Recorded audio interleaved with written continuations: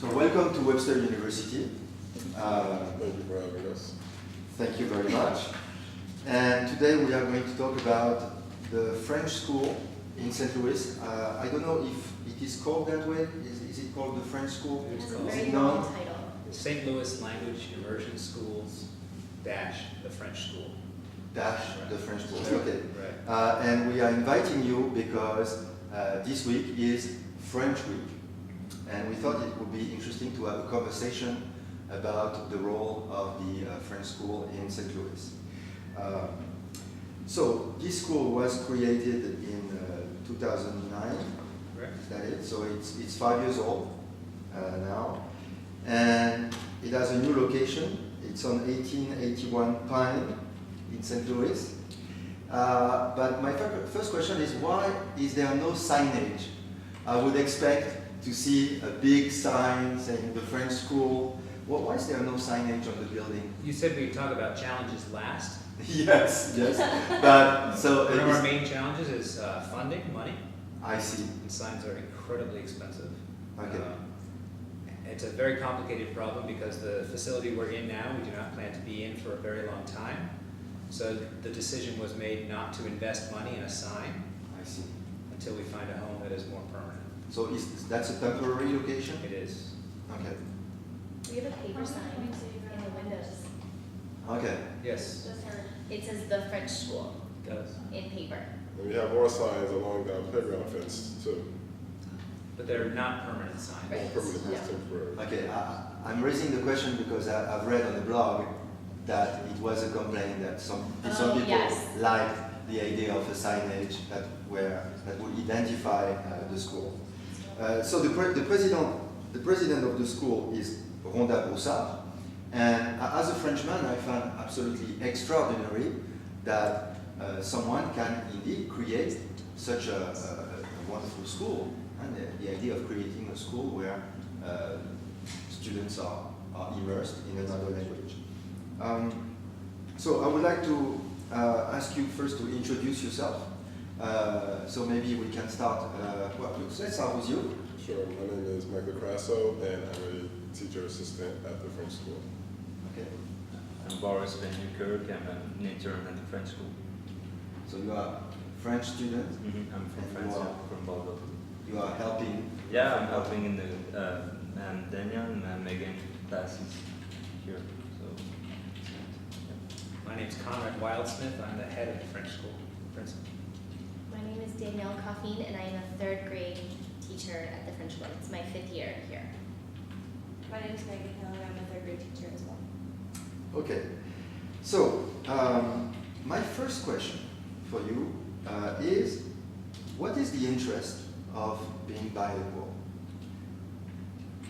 It's a immersion school where third graders are immersed in the French language. And what is the interest of being bilingual? I have read that there are studies that tout the benefits of immersion because it improves social awareness, or it enables you to become more inquisitive. What is the relationship between being bilingual and being more inquisitive? I'll answer from a global perspective, and then the teachers can answer from more of a on daily basis. So there are several advantages to being bilingual. The one I think that we are interested in talking about here tonight is that it expands our children's social, cultural awareness of the world.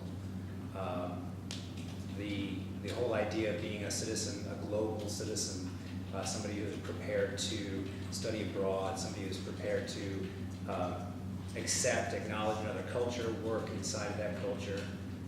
It's not possible for a child to learn a language without learning the culture. So that's a big part of what we do. The other piece about learning another language is that the studies show that if you are learning a second language at an early age, you're creating pathways in your brain so that you are always solving for the unknown, because you're always trying to figure out what is being said by using words that you know to understand the meanings of the words you don't know. And the studies are showing that children who have been through this experience do far better in chemistry and math, physics, calculus in high school because their brains are already wired to solving for X, basically. So from a large school, from a broad view, the interest in language immersion or being bilingual in St. Louis, even for children who may never have the opportunity to live in France or study abroad, is that they will understand another culture. They have exposure to these teachers who have been all over the world, and it's expanded their horizons from the moment they come to our school. And what's the perspective of the teachers on the relationship of being bilingual and being more inquisitive?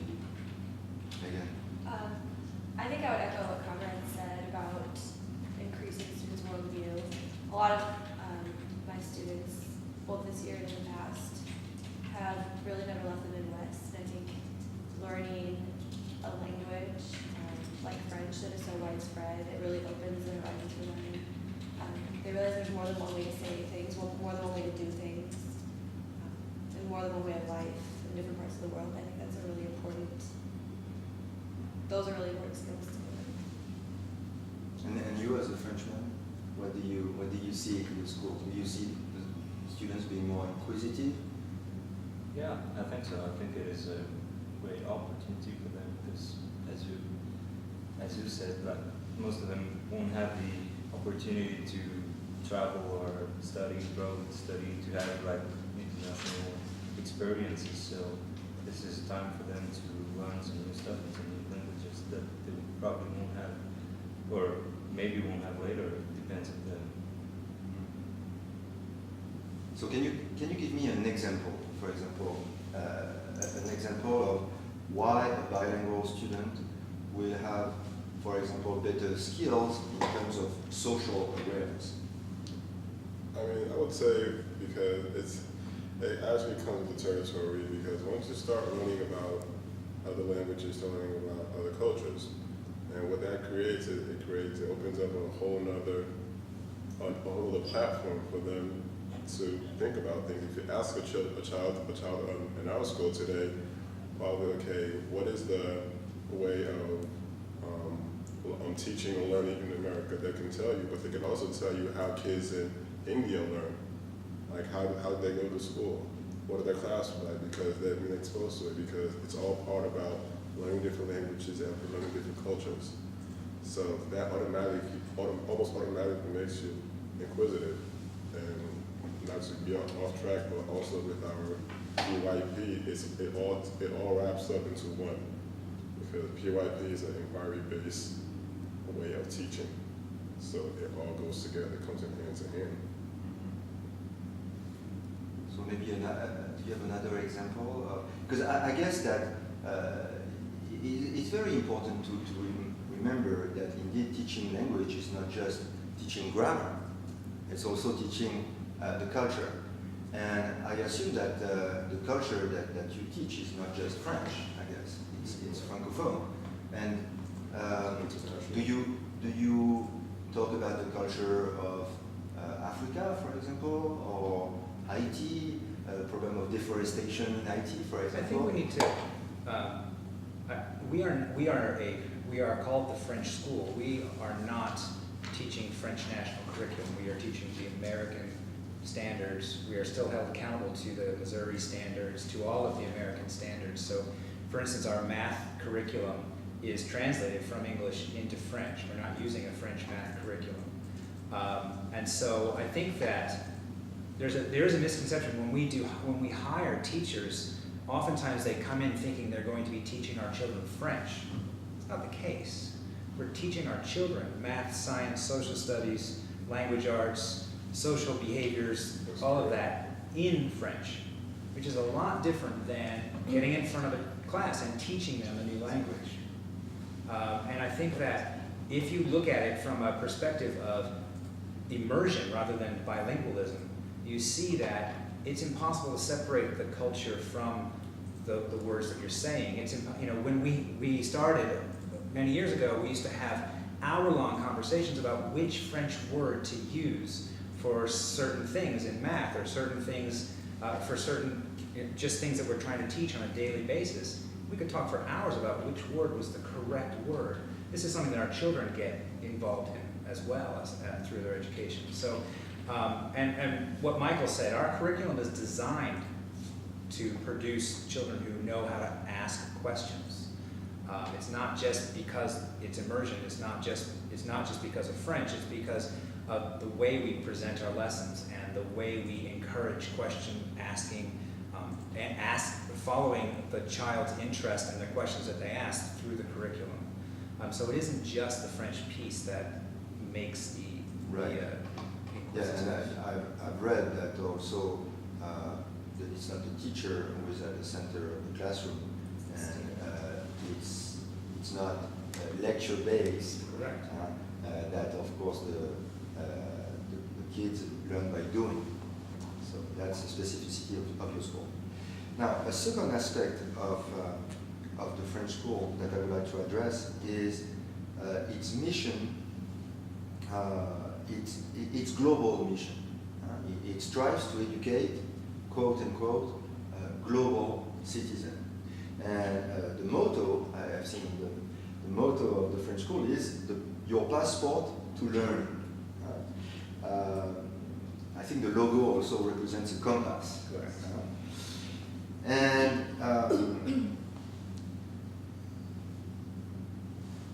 And I've watched also an interview with Rhonda Broussard, the president of the school, who says that the school wants to educate the students, so that they can compete on the global stage.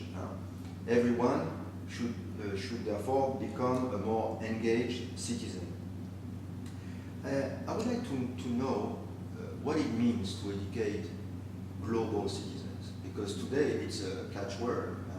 As a matter of fact, at Webster University, our mission statement is also to educate our students for the global world.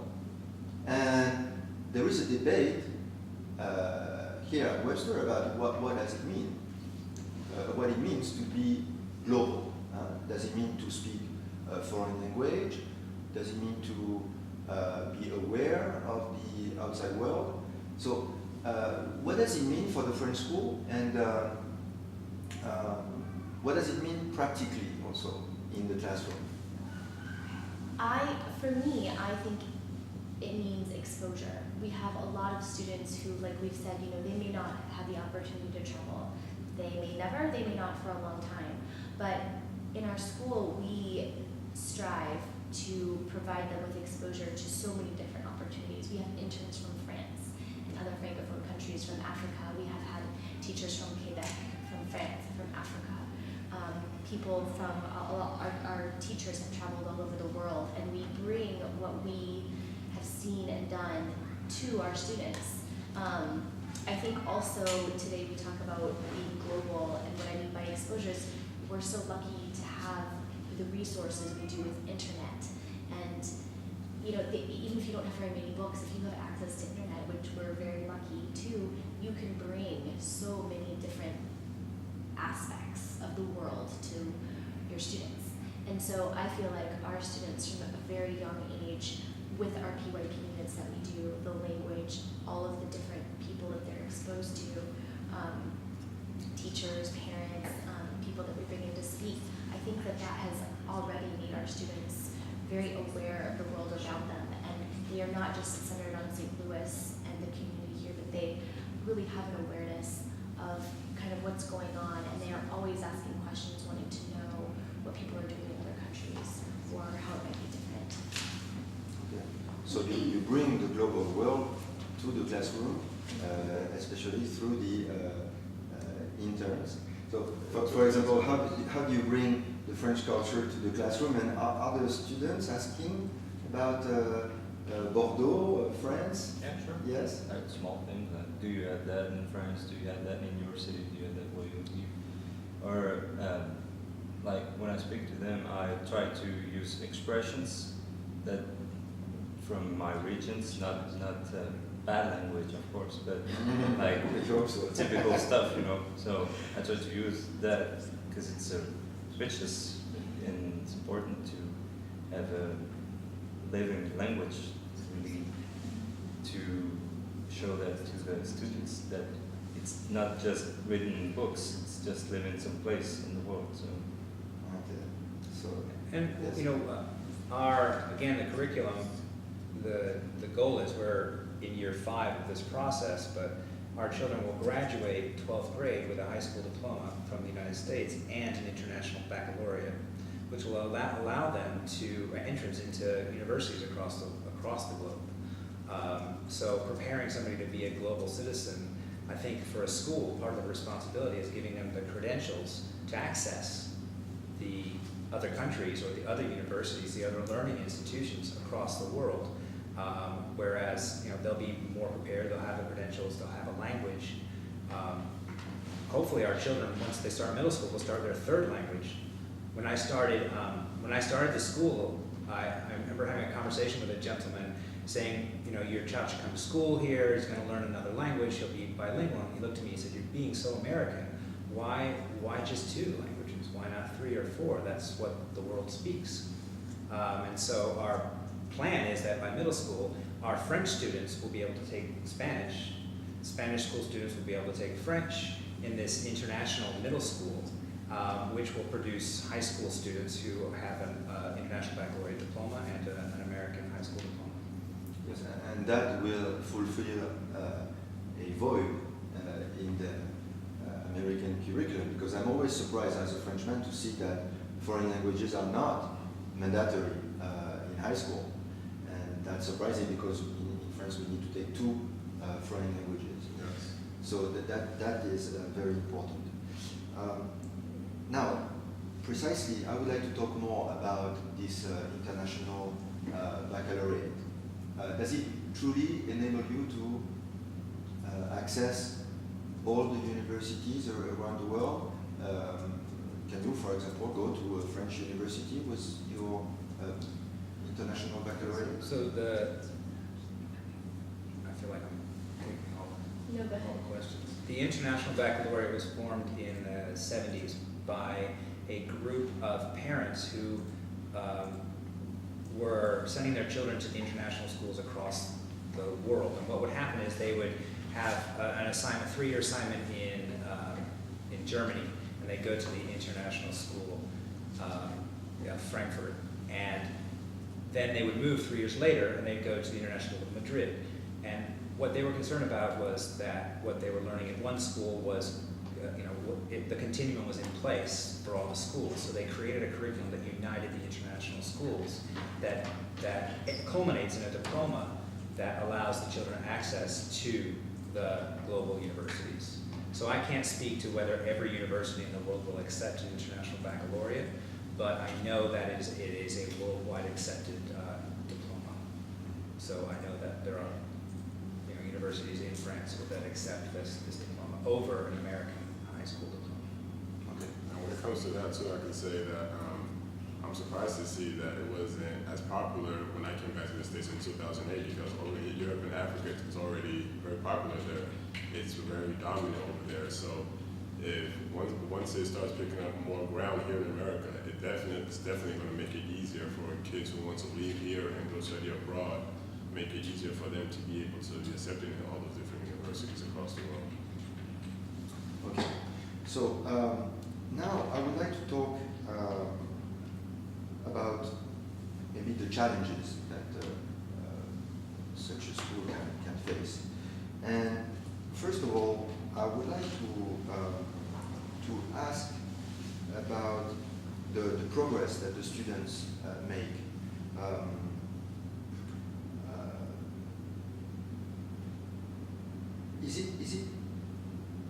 What kind of progress do the students make after their first year? I know that the 3rd grader are totally immersed in the language.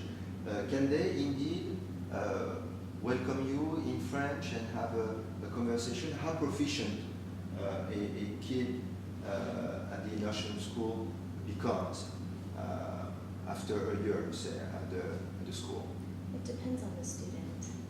It really, I mean, we have students who after a few months are already speaking phrases and comprehending and understanding so much, but we have other students who it takes a year and a half, maybe even 2 years, and we're not sure if they really understand, and then all of a sudden they start speaking it. So it depends on how they learn. There are some students that will just soak it in and listen, and they won't speak it, and then there comes a point where they just start speaking. There are some students who, I remember I was there the first year, there was a student in kindergarten, 2 months into school, he could read all the phonetics. He had no idea what he was reading because he didn't have the vocabulary, but he could read everything. So it's difficult to say. I would say after 2 years, most of the students have a really good grasp of, basic elementary vocabulary. So you could say that after 2 years they can function already, more or less, in Oh. the language? Well, I mean, with us, yes. In our school, do I think that they could be put in a French school where kids have been hearing French since they were born? I think they would figure things out. I mean, kids are very adept at watching their peers, and if they don't understand a word, they'll kind of figure out what everyone else is doing, and kind of from that determine what they think the word might mean. But very quickly in our school, after the first 6 weeks we spent doing routines and procedures in French, they understand a lot, and they grasp it so much more quickly than adults do, in my experience. So precisely, what do you do in that case to compensate, to make up for the discrepancy, the level discrepancy among the students? I went to visit your classroom with my students, and apparently there were some students who were very advanced, and others who seem to function in English still, maybe. So what do you do in that case when you have such a difference in the level of the students? It's definitely a challenge. The first 6 weeks, the first thing we do always is make sure the students know what's expected. And it really takes 6 weeks to teach a whole class of 3rd graders what's expected. Once they know that, we look at our data, we look at their level of French, we look at their test scores, and what I usually do is break them into small groups. We do a lot of our work in level groups, especially for reading and math. We use a lot, Danielle mentioned the internet earlier, we use a lot of computer centers. And so we do a lot of level groups, but we also will mix them up and put them with students who are at different levels too, so they get to work with everybody in their class. So it's a lot of small group, a lot of planning, but definitely a lot of differentiation.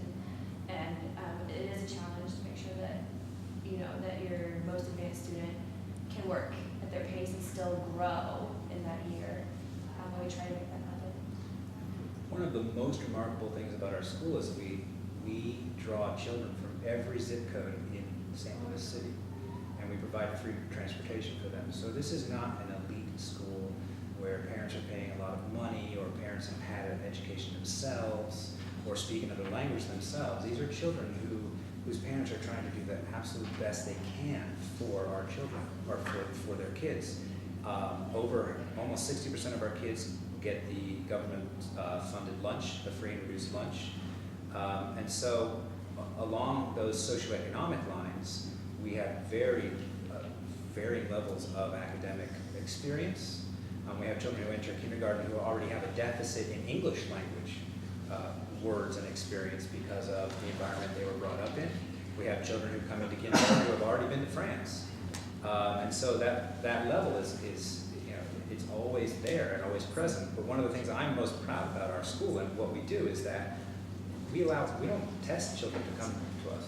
We allow anybody to come to us. Danielle has a child in her class we're dealing with now who's got a severe learning disability. And we're wrestling with the idea, is this the right place for him right now? Because he has a language learning problem, and we're trying to teach him in a second language when he hasn't even mastered his first language yet. So the question of proficiency, we keep very close tabs on the children and their individual proficiency, but teachers are expected to meet that wide range daily while they're teaching. And the interns help, and the aides help multiply the teachers so that they can work with the groups at their level. So another question is, what's the time spent in the target language? Because supposedly they, in third grade, right, the students are supposed to speak entirely in French. But is that the reality of what happens in the classroom? The students speaking 100% of the time, or the teachers speaking 100%? Both. I mean, what time is what's the percentage of the time, the classroom time, that is devoted to speaking the target language, the French language? I would say, I mean, it's 100%. If you hear somebody in third grade that is not speaking English, it's probably because what he or she has to say is very important and complex for the kids to understand in French, or it's probably a certain student who doesn't understand French as well that needs that extra direction in English to be able to understand. But it's 100%, everything is taught in French. Every direction, every instruction is given in French. So when it comes to target languages, it's almost 100% all day. So even the directions? Oh the yeah, so directions are- everything is given in French. Now, like Michael said, so for example, the student he was talking about, I repeat afterwards instructions in English for him. And that's something we've talked about with his special education peers. So it's really, but we don't give directions in front of the entire class in English. We do not teach in English. The students, most of them speak in French to us. There are a few who are timid, and then we make them repeat and say it in French. With each other, it's harder to get them to speak in French. My students are very motivated when I, hear them speaking in French to each other, and I say, "Oh my goodness, I'm so impressed that so and so," and then of course they all start doing it because they want me to. So, and we have times where, like at lunch, I say, "Okay, well it's all French lunch," and they'll really make a concerted effort. But it is a challenge because for a lot of them, speaking, they are still thinking to speak in French. Some of them it's coming very naturally, but some of them are still in that phase where they're translating in their head, and so it takes longer to come out. And so when they're excited to talk to their friends, they're not as inclined to speak in French. But they're very proud of the fact that they can. And so I am very confident that by 5th grade, our students will be at that point where they. Okay. And here's the acid test. In 5th grade, all of our kids are taking a trip to France, and they're spending a week in French school they're going to spend host families, and they're going to go with a child who is already in 5th grade in France and spend the week in French school with them. So they have a trip to France? Yeah, this is what we're planning right now, is to get every one of our children over to France at the same time. We have a host school that has placed us with families, and the children will live with the family and go to school with the child in France for a 4 or 5 day week. That's what I'm planning with my students too. trying to take them to France for a week. And then we will be hosting that school here. I see. So it's a real exchange. Yes. Where is the school? You're going to ask them. I don't remember where the school is. We've had so many conversations. I don't remember. It is in Paris, though. We decided that we're going into the Paris. Yeah. Okay. I know. All right. So another question is the recruitment. How do you recruit your teachers? Is it necessary or not to have native teachers in an immersion school? And I'm asking the question because in one of the videos about the French school, there is a little girl who is translating sentences, and on one of the sentences is "Je garde mes mains et pieds à moi," which is That's our first year. yeah. So it's okay. It's okay, but it's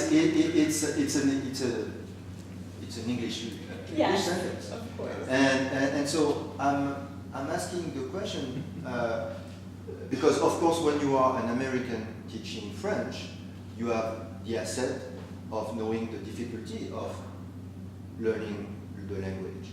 This is a huge asset that the French don't have. On the other hand, the French have, of course, the ease, the accent, and so on. So, as the director of the school, how do you go about recruitment? Recruitment's a challenge because we found that if I go out and, here's a great example. Well, I'll talk about the cultural differences between our teachers in a few minutes. If I go out and hire only native French speakers, and inside the classroom is perfect, beautiful Parisian French, which some of our parents demand, they are absolutely incapable of managing that classroom. So you have to remember, we have 25 children in the classroom. The children come from all over the place with all different backgrounds, all different needs. We haven't talked about the stress. I'm sure if you've visited a foreign country and not spoken the language very well, you've felt stressed yourself trying to navigate just living in that country. I can imagine what it's like for a 5-year-old to come and try to navigate a school where the words are not what they understand. So that managing a classroom in an immersion setting, in an urban immersion setting, is tremendously difficult. Our native French speakers don't understand and pick up on slang, American slang, very well. My example for this is, in kindergarten, our children would, in order to signal they had to go to the bathroom, they would use an urban American slang, I gotta use it. And my French teachers could not pick up on what that meant. Don't understand what the "it" Right. is for, stands for. And so we'd have children who wet their pants because they weren't able to communicate this. So we strive very, very hard to create a balance in the class, in the school, of native versus non-native. It would not work if it was all non-native, but it would not work if it was all native French speakers. Compounding the practice, the challenge of the practice is, it's fairly easy to find native French speakers. Native French speakers who know anything about education is an incredible challenge. Most of the people who are prepared to even teach want to teach the upper levels.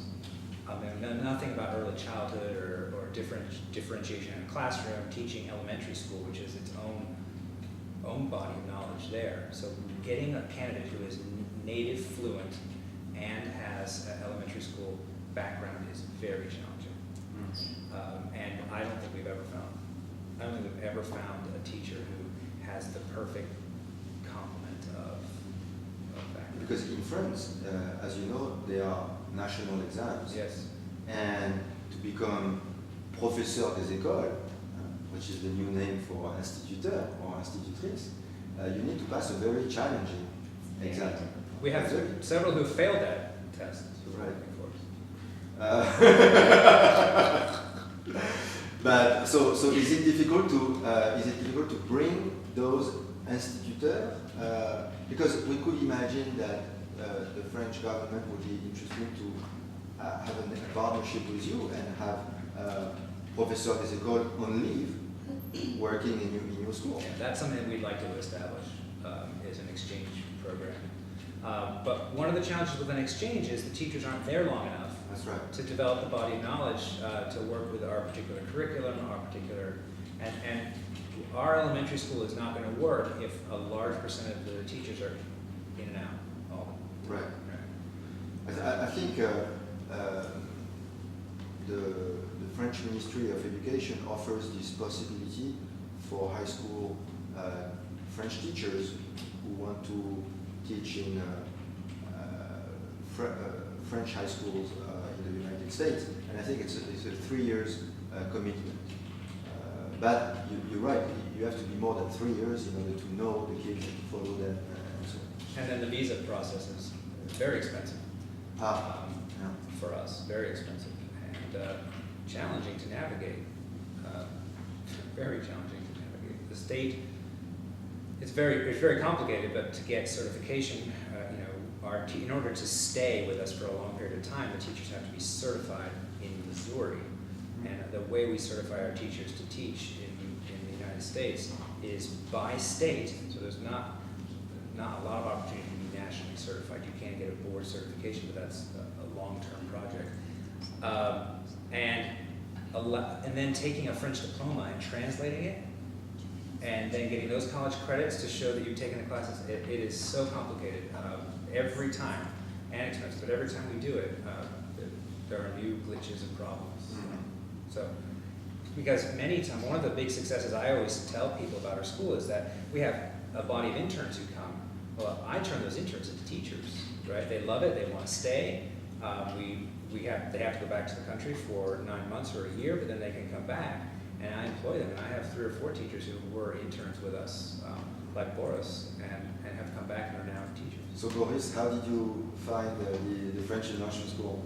No, actually, there is an organism which is worldwide called Amity. So you just send your all your information to them, and then they are in charge to give it to all the schools that are participating to that effort, Amity effort. So I just got called by the school, and I say yes, I accept the assignment. So I just got called by the St. Louis. Because you have a master in philosophy, That's right. right? So you would have an interesting profile. So are you ready to become a St. Louisian? Are you ready to stay? Or will you come back? How long is your internship? 1 year. 1 year. Yeah. Okay. So you might think about coming back. That's You a don't philosophical know. question. Yeah, maybe that's a possibility. Okay, so now I would like to move on to the question of the discipline, because the discipline is an issue sometimes. What do you do when you have problems of discipline? Because you have kids who you said sometimes face challenges at home, and what do you do to organize the discipline? So I know, Megan, I went to visit your school, and so you have a routine. Can you tell us about Sure. what you do? Well, I already mentioned the first 6 weeks of school. We spend most of that time practicing how to do even the smallest things, like what to do with your pencil breaks, how to sit in your chair, how to get in line, how to walk in the hallway. So we spend a lot of time going over those routines, and there's a specific routine for everything we do, every marker we use, everything the students do throughout the day. And it's only through doing that we can make small groups and do more interesting and differentiated lessons later on, but we have to do this in the beginning. So that's how you start. But all the teachers in the school use a pretty similar classroom management system as well. Lots of communication with the parents about day-to-day behavior. And we all have systems in place where we can show students that this is the way that we do it, and if you don't meet the expectation, then this is what I'm going to do about it, and this is how you'll know that you've crossed the line and that you need to get back on track. So we use a point system in 3rd grade. And if students have crossed the line, they'll lose a point, and we write it down and make sure that the parents understand. At the end of the day, we sign calendars for the parents, and the students take it home and get it signed, so that we have open communication every day about student behavior. And you get to the point by about this time of the year, or after winter break, where you don't really need to take points anymore. Everybody kind of knows how the classroom functions, but it takes a lot of time and energy in the beginning of the year. Consistency. That's what Megan's Yes. great at, is her consistency. She's a really good manager of a classroom. It's about taking out the emotions and being very consistent. It has to be hot every time you touch it. If it's not hot every time, then you're going to continue to try to touch it. And how are the parents involved? Are they really responsive to what happens in the classroom? Very. Yes. So they sign the binders every night, but also, if there's a bigger problem or problems occur really often or keep occurring, I can always reach them on the phone or email, and they're very responsive.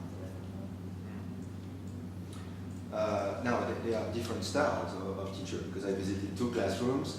2 different experiences. 2 different experiences, and I have seen a classroom that was much more free, and classrooms that were more rigorous. So do the teachers have some kind of leeway about how they manage their classroom?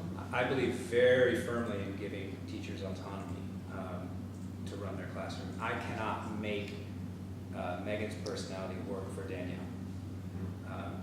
Her personality is her personality, and Danielle's a marvelous teacher, and the kids in her class do amazing things. She is different than Megan's class.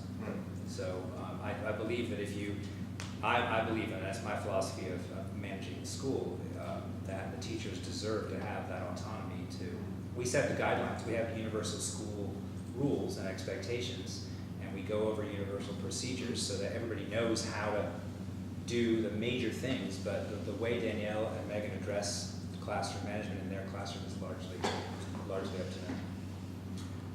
And some are more successful than others. Yes, I'm asking the question because I'm not that old, but I remember that when I was in elementary school, my school teacher was extremely strict, and it was, you know, the classic French classroom with the benches in a row. And in fact, my school teacher was the school teacher that my mother had. He was near retirement, and there were prizes, and we were ranked, and so on. And he was also able to physically, you know, pull our ear, and so on. And of course, there was no noise. There was not a whisper. And when I visited your classrooms, it was a different experience. There were sometimes kids who would stand up. In fact, there were kids who were on the floor, which is very surprising, and also the tables were not aligned. So it's a very, something which from a French point of view is a bit chaotic, because you see kids standing up, others who are on the floor, sometimes they move. So what do you do about that? Is that something that you accept, or is that part of the curriculum? We encourage it. Yeah, I mean, I think that maybe is part of the United States education system, but when I was in school, in elementary school 20 years ago, I was on the floor working in groups and moving around, and I think it's part of the mentality that kids sitting at one place the whole time, like, that's hard as a child. It's hard for me. I can't sit still for that long. So it's good for them to get up and move, and that's why we'll go to circle, or they'll do things on the computer, or they'll work at their tables. So it gives them an opportunity to move, so that then when they do have to focus, they're more likely to. So what happens when, precisely, which is something that I observed, when a student stands up, not because he wants to move on to a new activity, but because he doesn't listen. So what do you do with that? I mean, that's a learning process, and I believe that, first of all, we are purposely creating chaotic classrooms because we want our children to grow up to be autonomous, to be able to make the right decision, not because somebody was going to twist their ear, but because it's the right decision. Our children all arrive at the right decision at different times, just like they arrive at language different times. And some of our children need more support in their behavior, right? So some of them, we range from they're afraid of the teacher, just like a traditional French student would be, to they could care, there's nothing the teacher could do to them that would be worse than they experience in their regular lives. And so managing children who come from various backgrounds and various upbringings in an environment that is meant to be moving and alive. That's what we try to do in our classrooms. I would be very disappointed if I walked into a classroom and everybody was sitting down like this, just watching the teacher, and they were up there teaching, because that's not our philosophy. That's not an inquirer. That's not somebody who's investigating. That's somebody who's receiving information. Our children are supposed to be asking these questions, even to the point where they're asking, why should I behave? Why do I need to do that? Why should I listen to you? And I feel like it's our job to show them why without hurting them. So what do you do with behavior? We have consequences for behavior. If they're at it's interesting that you say that, because the child stood up and said, I don't know what exactly happened, but they refused to do something. The teacher tries to get them back on track several times. If it escalates, it gets to a different level, maybe to me or to a different classroom, where they're given a timeout or their parents are called. To the extreme, their parents have to come pick them up. We suspend children who violate serious violations. So it's a very personal system. And there is always an assistant in the classroom. So for example, can you talk about your role? Because when I visited the classroom, you were in charge of a student who had issues, right? Can you talk about the relationship with this student and what's your role in the classroom? Okay, so going back to kind of what you were talking about, chaos, we call it organized chaos, because even though you see kids on the floor walking around, you know what they're doing, and they know what they're doing, or what they're supposed to be doing. So it's very manageable and organized. Well, when it comes to that particular student, this is my 3rd year working with him. We've created a very, very good relationship. Him and I have a love-hate relationship, which is the best. It's like the French and the American. Right. Yeah, love-hate Which relationship. is, yes. Like, he knows that when things are going bad, I'm there for him. At the same time, when he's not doing what he's supposed to, I'm also there to always push him in the right direction, try to help him out with whatever it is he needs help with. I have a good relationship with his mom. I even see him up during the summer sometimes also. So him and I have a very good relationship, and he's a great kid. So I enjoy working with him. At times he has his moments just like everybody else. He's not a bad kid. He knows what's right from wrong. So I'm just here to help him be consistent when it comes to making the right decisions. That's my main focus. So there's really nothing to complain about. I mean, we work together as a team. And if you looked at this specific child from kindergarten to 3rd grade, I mean, he's one of our stars. The improvement that this child's made under Michael's guidance, under the fact that we were able to get him the help that he needed. When he was in kindergarten, he was, I don't know what would have happened to him if we hadn't have stepped Michael into. He would run around the hall screaming curse words, fighting, yelling. I mean, his father is in prison. He was very challenged, emotionally challenged, and we were able to bring in supports like Michael, like art therapy, where he does art therapy twice a week. He sees a specialist at school for learning, and we've been able to bring this child up, and he is on his way to not needing Michael, which is the end goal, is for him to be able to be autonomous, but he needed that support in order to get him there. And I think many systems would have kicked him away and said, you don't belong here. And so for me, that's what makes what we do that much richer. So I come from the French system. I was educated in the French system, the l'école publique. And I firmly believe in diversity and social diversity. And of course, what I discovered in St. Louis is the divide between St. Louis City and the suburb, and the fact that the middle class is fleeing from the school district of St. Louis, where today there are problems of accreditations.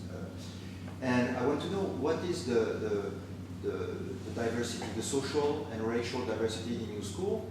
And can you tell us about that? And it's interesting, people use that word diverse. Is our school diverse? Yes, we have a wide range of socioeconomic groups in our school. We have people who live in Clayton and Kirkwood who drive their children in to come to our school. We have children who are homeless who come to our school. Like I said earlier, over half, about 60% of our children receive subsidized food, breakfast and lunch at our school. They all receive uniform assistance, so we pay for their uniform. But as far as cultural diversity, I mean, it's not that, it's black and white. I mean, mostly it's 58% or 58% African American and 41% white. And so it's not diverse. And I think that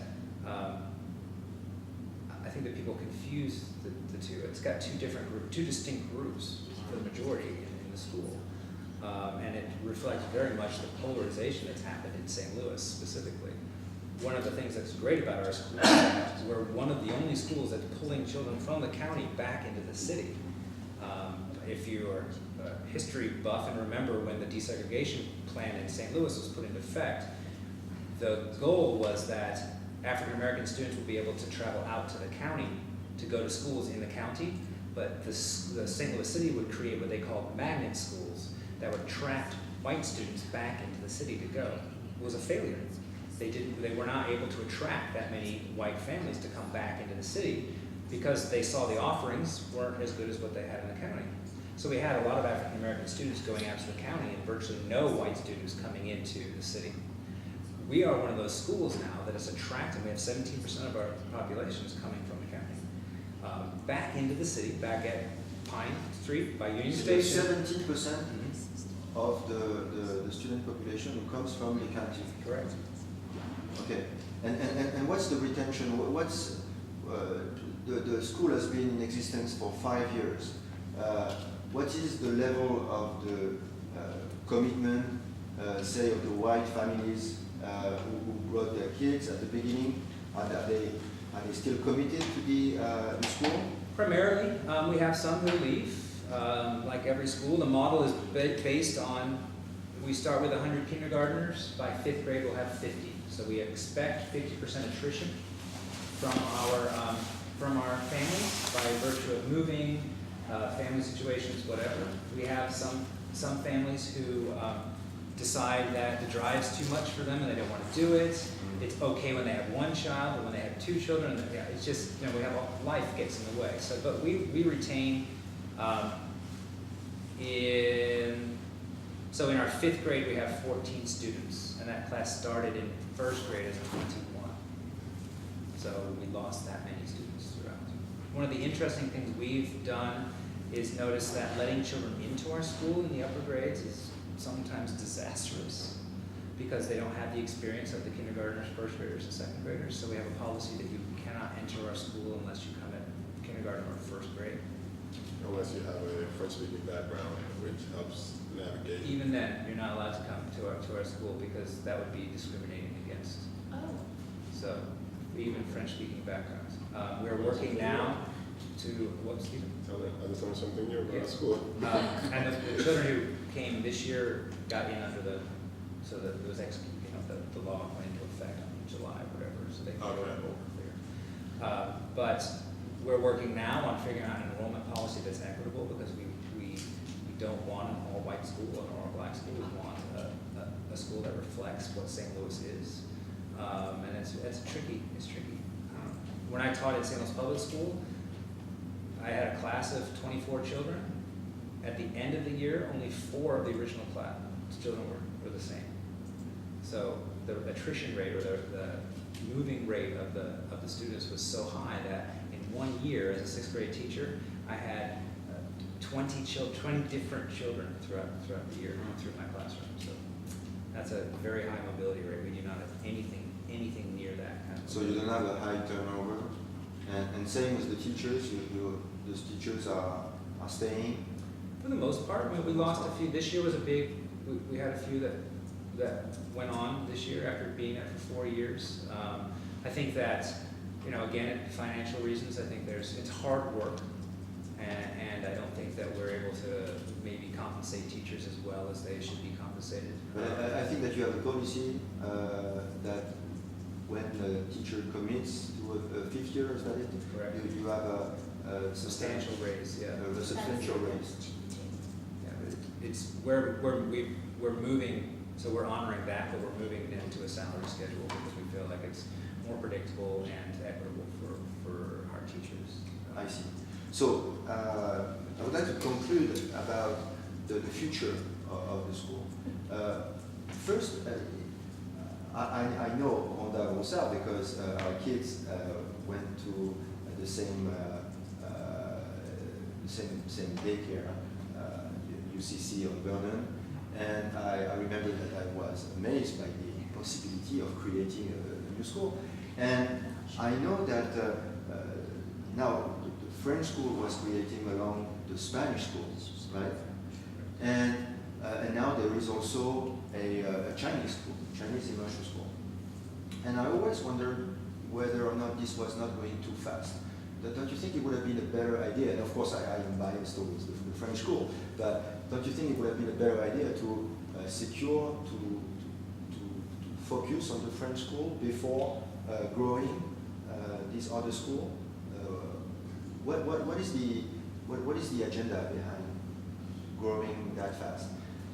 I think there's, I think there's educationally, there's a point of view, and I think there's also a more of a political point of view, social point of view. And I think that the original plan for St. Louis Language Immersion Schools was to have 8 schools of different languages.